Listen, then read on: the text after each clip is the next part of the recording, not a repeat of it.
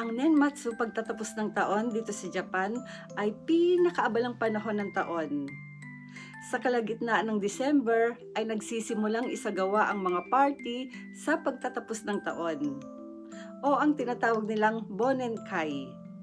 Ang purpose ng Bonenkai ay kalimutan ang lahat ng masasamang bagay na nangyari sa taon na yon. Ang Bonenkai ay ginaganap ito sa lugar kagaya ng restaurant, hotel-restaurant, karaoke, at iba pa na kasama ang mga kasamaan sa trabaho. At bago naman mag-Christmas, abala ang mga Japanese sa pagprepara ng New Year's card o ang tinatawag nilang Nengajo. Ang Nengajo ay tradisyonal ng mga Japanese na pagbati sa pagbubukas ng bagong taon. Pagkatapos naman ng December 25, ang dekorasyon ng mga pang-Christmas ay agad po nila itong tinatanggal at pinapalitan agad nila ito ng mga New Year's decoration kagaya ng Kadomatsu.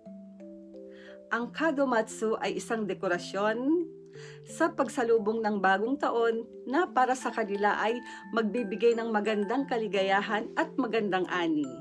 Tradisyonal din sa mga Japanese ang mag-general cleaning bago matapos ang taon. Dahil ang paniniwala nila dito ay makakatanggap sila ng blessing sa kanilang kami-sama sa paglilinis ng buong bahay sa pagsalubong ng bagong taon. Ang Omisoka o bagong taon ay naghahanda sila ng pagkaing tradisyonal na tinatawag nilang Osechi Ryori. At sa bisperas ng bagong taon ay kumakain sila ng Toshikoshi Soba at sa paniniwala ng swerte at mahabang buhay.